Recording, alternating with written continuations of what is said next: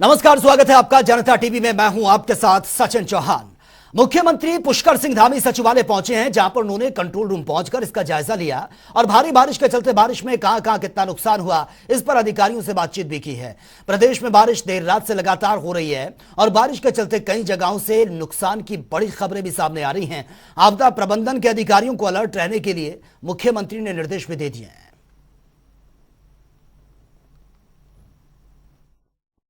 दिनों तक बारिश का अलर्ट है और भारी बारिश होने की संभावना है। उसको देखते हुए आज आपदा प्रबंधन के जो काम चल रहे हैं उसके बारे में सब जगह जानकारी दी है। जिलाधिकारियों से भी बात की और आपदा प्रबंधन सचिव भी सब देख रहे हैं। उसके साथ साथ SDRF की टीम सभी जगह लगी हुई है। NDRF के लोग लगे हुए हैं, PWD, हेल्थ डिपार्टमेंट और हमारे सहयोगी जितने भी सब डिपार्टमेंट है सभी काम कर रहे हैं। सभी में एक दूसरे के साथ कोऑर्डिनेशन है और जो भी स्थिति है उस स्थिति के लिए सभी लोग तैयार हैं। रात में सब लोग अपने अपने स्तर से तैयारी भी कर रहे हैं। कहीं कहीं जल भराव भी हुआ है और यह भी सभी जिलाधिकारियों को कहा गया है कि जहाँ जल भराव हो रहा है वहाँ पर जो हमारे नाले हैं या छोटे रास्ते हैं, कई स्थानों पर घास, कई स्थानों पर पन्नी इत्यादि, कई सारे कपड़े ऐसे फंस जाने के कारण से भी जल भराव एकदम से ज़्यादा हो जाता है। तो सभी को आज दिखवा लेंगे क्योंकि आज पहली बरसात हो रही है। इसके बाद हम सब लोगों को पता लग जाएगा कि कहाँ कहाँ पर काम करना है। उसके हिसाब से सभी लोग अपने अपने स्थानों पर काम करेंगे, अपने अपने जिलों पर काम करेंगे। सीएम साहब, चारधाम के जो श्रद्धालु आ रहे हैं उनसे कुछ प्रदेश सरकार की अपील भी है। चारधाम श्रद्धालुओं से मैं लगातार एक ही बात उनसे अपील करता हूँ कि अगर मौसम ज़्यादा खराब होता है तो अपनी यात्रा को रोक दें और मौसम विभाग की जो भविष्यवाणी है उसके अनुसार ही जो है अपनी यात्रा का रूट बनाएं, अपनी यात्रा का प्लान करें। पहले ही करीब 20 दिन पहले हमने सारे DM और सारे आपदा प्रबंधन कंट्रोल रूम के सामने मीटिंग करी थी और उसमें जो भी निर्देश थे इसकी एक चेकलिस्ट हमने बनाई थी कल 4 पेज की। हर पॉइंट पे हमने कहा था तैयारी कर लें। बहुत तो कर लिया था, उसके बाद फर्दर मेरी मीटिंग के बाद उन्होंने अपने ज़िले में मीटिंग करके उन तैयारियों को जायजा लेकर उसको दुरुस्त कर लिया था। मानसून इस बार डिले हुई है। आज पहली बारिश जो कह सकते हैं हुई है, तो इसके बाद पता चलेगा हमारी तैयारियों में कहाँ कमी है, तो उसको फिर से एक मीटिंग करेंगे, हम उन कमियों को दूर करेंगे। और उत्तराखंड में स्टिंग मामले में सियासत गर्मा गई है। एक तरफ जहां कांग्रेस का आरोप है कि बीजेपी चुनाव से पहले ऐसे मुद्दे उछालकर विपक्ष के नेताओं का उत्पीड़न कर रही है, तो वहीं बीजेपी प्रदेश प्रवक्ता मधु भट्ट का कहना है कि मामले की जांच CBI कर रही है। कांग्रेस CBI की जांच से घबरा गई है। कांग्रेस के नेता सही हैं तो फिर डरने की क्या बात है? जरूर कुछ गड़बड़ है, इसलिए कांग्रेस बीजेपी पर झूठे आरोप लगा रही है। आपको बता दें कि कांग्रेस नेता हरीश रावत के मुख्यमंत्री रहते 2016 में एक स्टिंग ऑपरेशन सामने आया था। यह स्टिंग तब एक चैनल से जुड़े उमेश कुमार ने जारी किया था, जो कि अब वर्तमान में विधायक हैं। इसमें CM हरीश रावत, जो उस वक्त मुख्यमंत्री थे हरीश रावत, उन पर सरकार बचाने के लिए विधायकों की सौदेबाजी करने के गंभीर आरोप लगाए गए थे।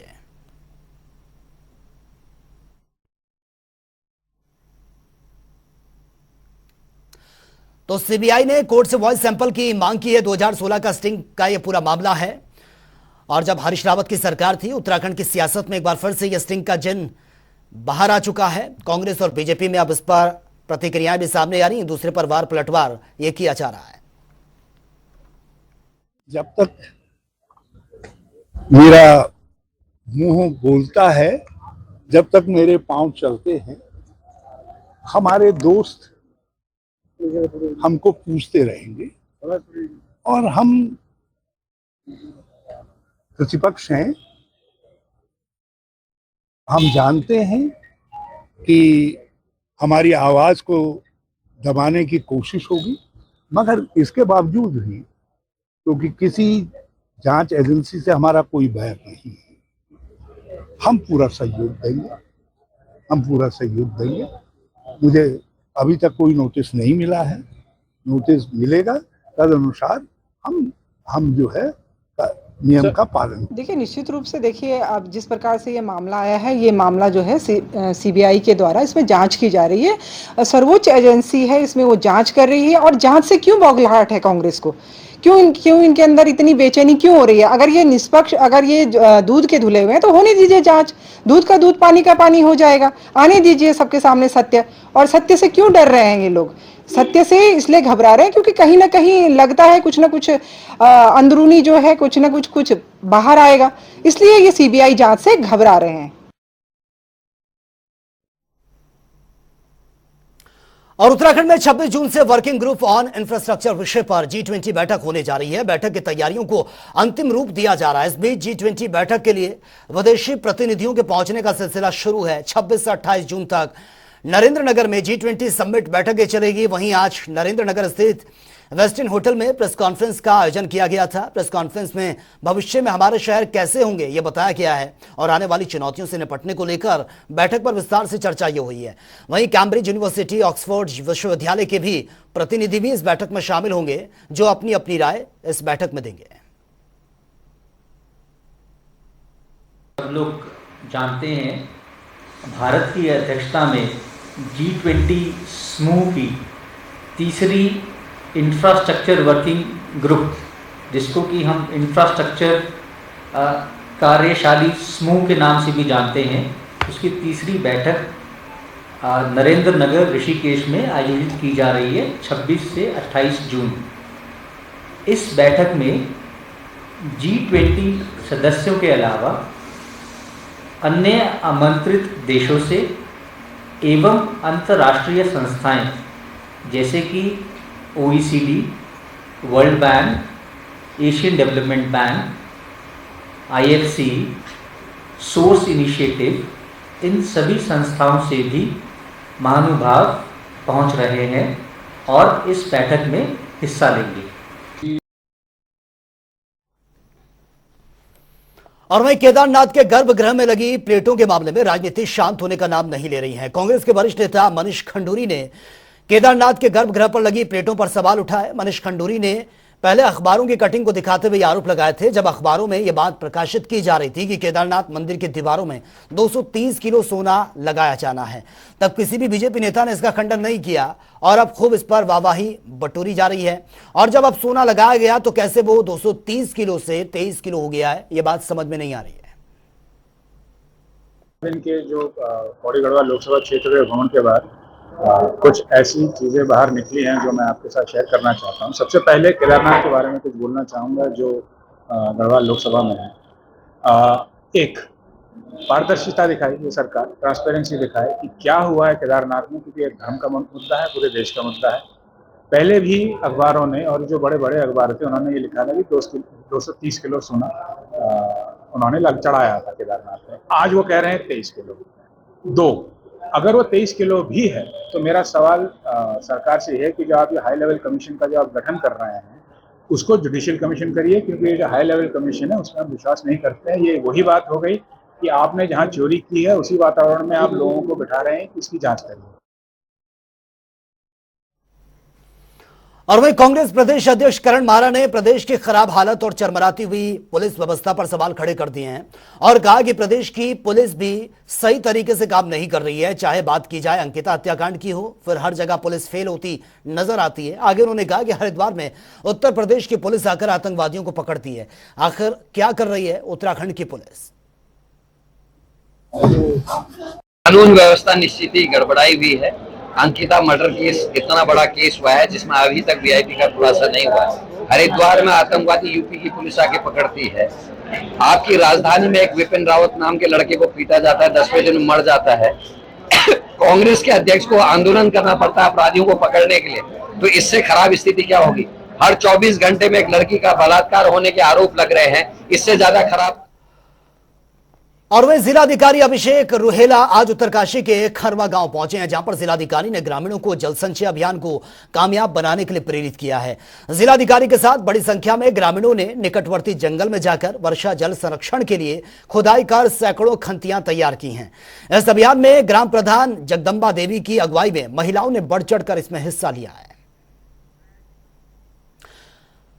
तो डीएम अभिषेक रुहेला भी पहुंचे हैं। जल संचय अभियान के लिए उनको प्रेरित किया गया, उसके बाद यह खंतियां बनाने का काम यहां पर किया जा रहा है। और सबसे खास बात यह है कि ग्रामीणों में सबसे ज्यादा महिलाओं ने इसमें बढ़ चढ़कर हिस्सा लिया है।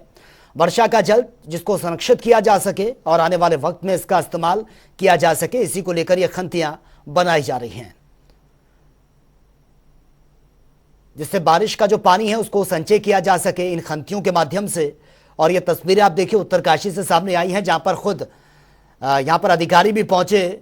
डीएम अभिषेक रोहिल्ला वो भी यहां पर पहुंचे हैं। ग्रामीणों को उन्होंने प्रेरित किया कि आप ये खंतियां बनाएंगे और जो वर्षा का जो जल है उसको संरक्षित किया जा सके। और राजधानी देहरादून में देर रात से भारी बारिश का सिलसिला जारी है। लगातार बारिश होने से तापमान में गिरावट आई है। मौसम विभाग ने 3 दिनों तक कई इलाकों में बारिश का पूर्वानुमान जारी कर दिया। प्रदेश के कई इलाकों में भारी बारिश हो सकती है। इसके मद्देनजर राज्य आपातकालीन परिचालन केंद्र की ओर से जिलों को दिशा निर्देश जारी किए गए हैं। इसके तहत सभी लाइन विभागों के अधिकारी कर्मचारी 24 घंटे अलर्ट रहेंगे। इस दौरान कोई भी कर्मचारी और अधिकारी अपना मोबाइल फोन स्विच ऑफ नहीं करेगा। वहीं 4 धाम यात्रा में आने वाले श्रद्धालुओं को सरकार ने निर्देश जारी कर दिए हैं कि मौसम के मिजाज को देखकर श्रद्धालु जो हैं वो यात्रा करें।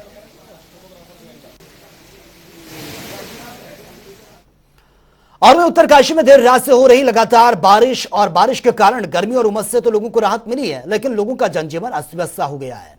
शहर की सड़कों पर जलभराव की समस्या है। वाहन रेंगते हुए नजर आए। जलभराव से आम लोगों को समस्याओं से दो चार होना पड़ रहा है। वहीं कई सड़कों में मलबा भी आ गया है। और देहरादून में विकास नगर के पुलिस चौकी धर्मा के 2 कांस्टेबल को डीआईजी ने लाइन हाजिर कर दिया। आपको बता दें कि दोनों कांस्टेबल पर यह आरोप है कि उन्होंने एक व्यक्ति से मार पिटाई की है, जिसकी जानकारी डीआईजी को एक वीडियो के जरिए मिली थी। वहीं सीओ मामले की पूरी जांच करेंगे और दोनों पुलिसकर्मियों के खिलाफ नियमानुसार विभागीय कार्रवाई भी की जाएगी।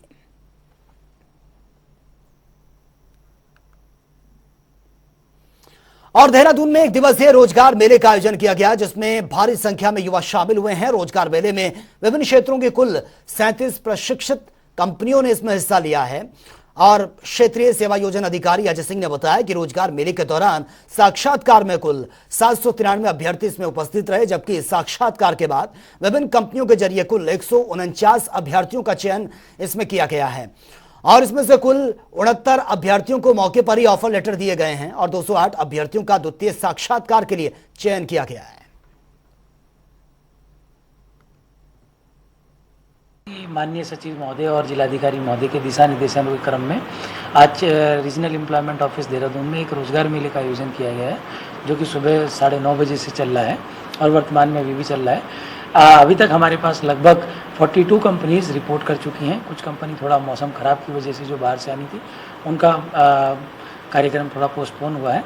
और लगभग अभी तक हमारे पास लगभग 850 से ज़्यादा बच्चे रिपोर्ट कर चुके हैं और विभिन्न कंपनियों में अपने इंटरव्यू दे चुके हैं, जिनकी फाइनल लिस्ट हमारे पास लगभग शाम तक 5 बजे से पहले उम्मीद है कि आ जाएगी। तदनुसार ये बता पाएंगे कि फाइनल कितने बच्चे चयनित हुए।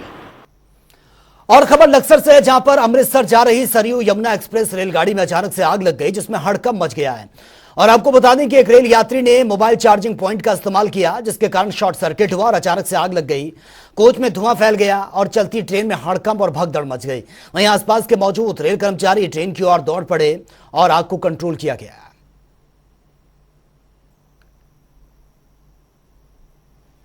उत्तराखंड में एसटीएफ ने दिल्ली के अशोकनगर से एलआईसी के नाम पर धोखाधड़ी करने वाले एक युवक को गिरफ्तार किया। आपको बता दें कि देहरादून में राजेंद्र नगर निवासी एक व्यक्ति ने शिकायत दर्ज कराई थी। उसके साथ ही युवक ने पॉलिसी मैच्योरिटी के नाम पर 43 लाख रुपए से ज्यादा की रकम ठग ली थी और व्यक्ति की शिकायत पर इस मामले की जांच एसटीएफ को सौंप दी गई है। इसके बाद एसटीएफ की टीम ने जांच शुरू कर दी है और आखिरकार एसटीएफ ने ठगी करने वाले अभियुक्त को गिरफ्तार कर लिया।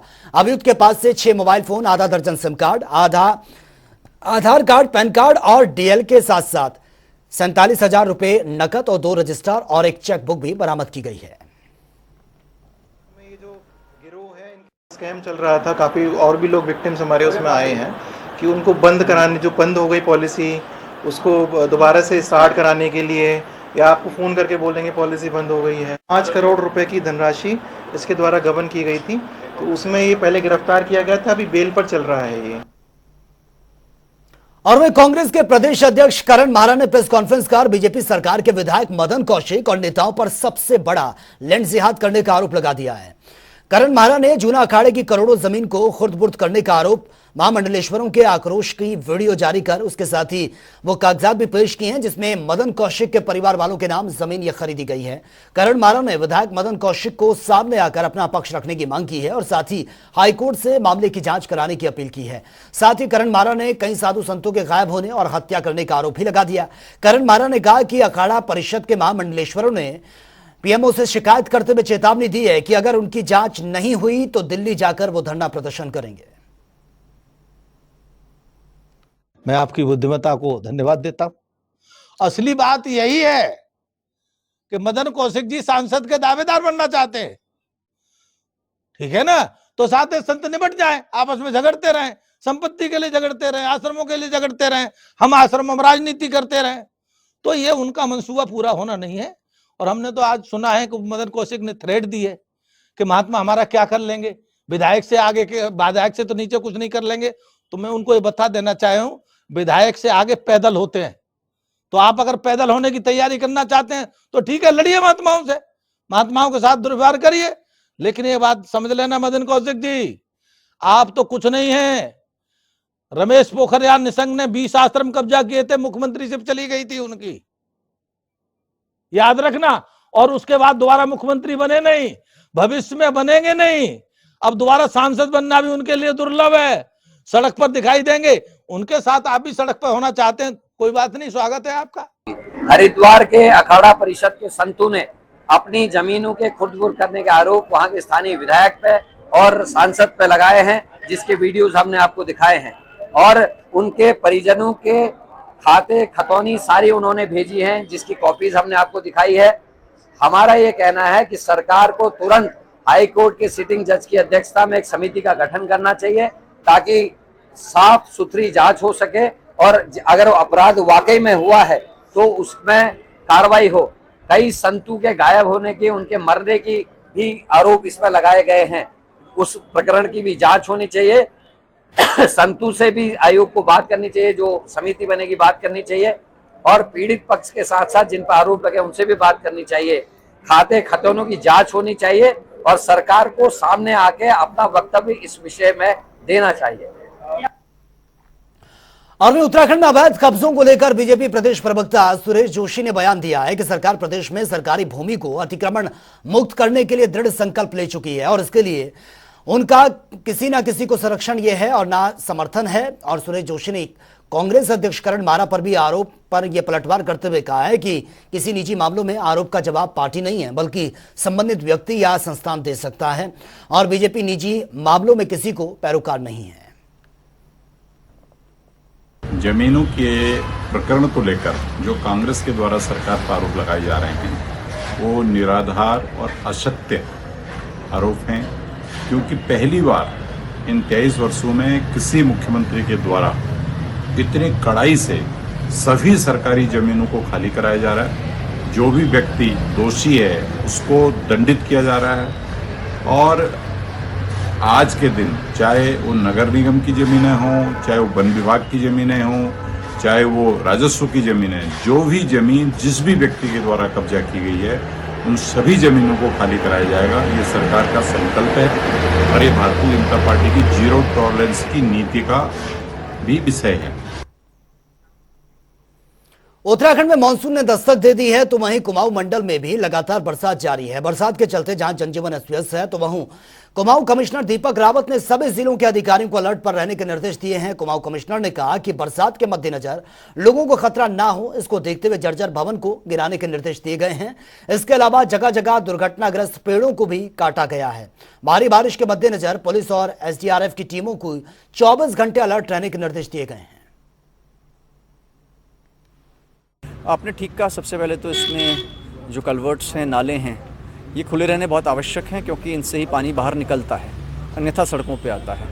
और दूसरा मुद्दा हमारा होता है कोई गिरासू भवन है तो उनको चिन्हित कर दें, पहले से गिर सकते हैं बरसात में और लोगों को बता रहा है इसमें ख़तरा है, वहाँ से उनको हटा लिया जाए। ऐसे ही कोई स्कूल्स अगर इस तरह से हैं वहाँ से भी पहले से ही बच्चों को हटा लिया जाए, बंद कर दिया जाए ऐसे स्कूल्स को। और तीसरा हमारा होता है कि जो झूलते हुए पोल हैं या तारे हैं या फिर ऐसे पेड़ हैं जो कि दुर्घटना के कारण बन सकते हैं, उनको काटने की भी ऑर्डर्स दिए हैं। जहाँ जहाँ पे कम्युनिकेशन वीक है वहाँ पे सभी डीएम से कहा गया है कि अतिरिक्त वो वॉकी टॉकीज़ खरीद लें, वहाँ पे प्रधानगणों को या वन पंचायतों को या आपदा मित्रों को या जो भी हमारे समूह हैं वहाँ पे उनको ये बांट दिए जाएँ ताकि कम्युनिकेशन नेटवर्क हमारा खुला रहे।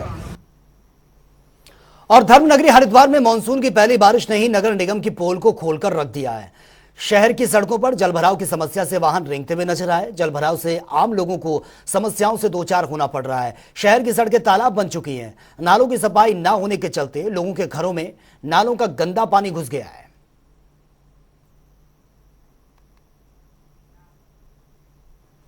तो फिलहाल इस बुलेटिन में मेरे साथ इतना ही, लेकिन तमाम खबरों के लिए आप बने रहिए जनता टीवी के साथ। नमस्कार।